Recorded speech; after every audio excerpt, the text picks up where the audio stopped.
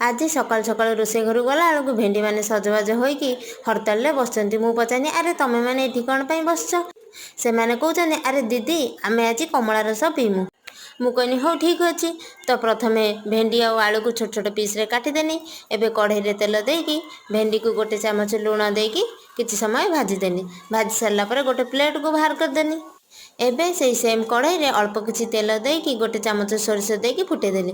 फुटी सोरिषटी फुटीगला से काटिक रखिथिबा आलू को देकी किछि समय भाजिनी एवं से हल्दी लुण लंका गुंड देकी आउ किछि समय भाजीदेला परे एबे सोरिष जीरा रसुण पेस्ट को देकी किछि समय कषिदेली।